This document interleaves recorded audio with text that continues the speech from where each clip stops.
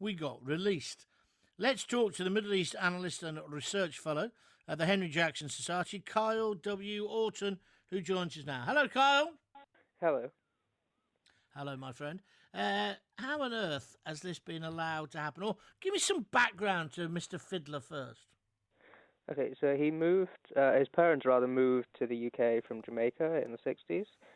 He's born in 66, and he converts to Islam at some point, and then he moves in very radical circles in the early 1990s, including in Sudan with Osama bin Laden as al-Qaeda's forming. And then he comes back. He goes to Chechnya first, and he probably went to Bosnia, but then he comes and settles for a bit. But then he goes to Afghanistan just after 9/11, and the Taliban arrest him as a spy because there's this small surge of people who went to Afghanistan after 9/11, and the Taliban picked a lot of them up because it distrusted them. It thought they were intelligence operatives for governments that opposed them. And he got put in a prison, and then the US found him when the Taliban got thrown out, and then he got transferred to Guantanamo in 2002. He gets released in 2004, and then, I should say, he blew himself up on Monday. Threw himself up this Monday. And why? I'm right in saying that Tony Blair and the Labour government wanted him out because there wasn't enough evidence, they said, to keep him in Guantanamo. And, of course, he never had a trial whilst he was there, did he?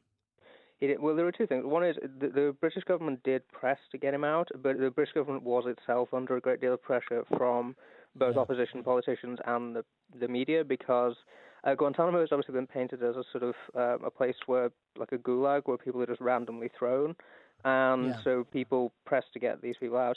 But the Guantanamo system is, as all systems for the detention of military prisoners are, it's meant to keep them off the battlefield during an ongoing war, and it's meant to exploit them for intelligence. It's not particularly meant to do criminal prosecutions, so it's not really in that business. And it's obviously very difficult to find what these people have been doing in Taliban Afghanistan and in other places, just because we don't have a good source of information there. But as you can now see, he and many other people who've been to Guantanamo, about a third of them that we know of have gone back to jihadism. They are bad people. Well, it begs the next question. Did we not monitor him when he came back? Which I suppose I'm now going to get the answer we did, but we didn't have enough resources to monitor all of them. I'm afraid that's probably true. There are 850 British people who've gone over to Syria, and 400 of them have come back. So we are stretched very thin. So he comes back, and am I right in saying then by that time the Tories are in power, and he ends up getting £1 million in compo? Is that right? That's right. This is November 2010. So he gets £1 million. He buys himself a nice £225,000 house, if we believe the tabloids today, and then he hot-foots it back to Syria / Iraq to carry on jihad. He does.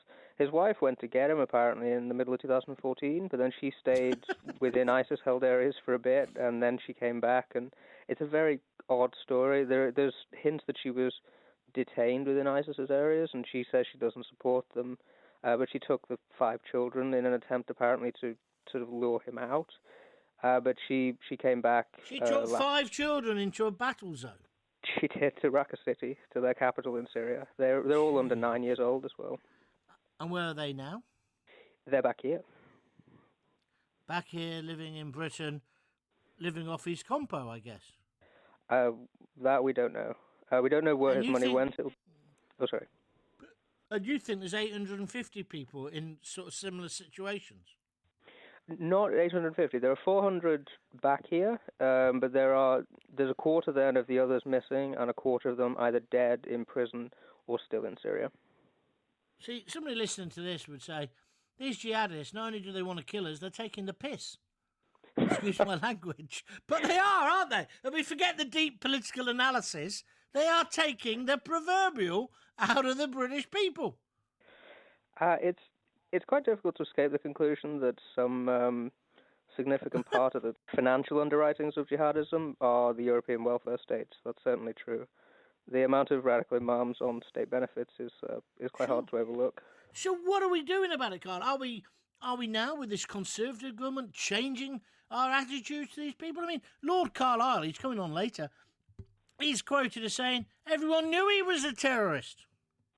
I think everyone very strongly suspected, but it's the problem of the legal basis of evidence. So you can hold people as military prisoners on less evidence than you'd need for criminal prosecutions, and that's the problem we have with all these people coming back, is unless we have evidence to hold them on, we can't.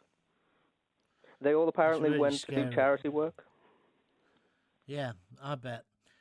Kyle, thanks for illustrating it to us, but what an absolute state of affairs.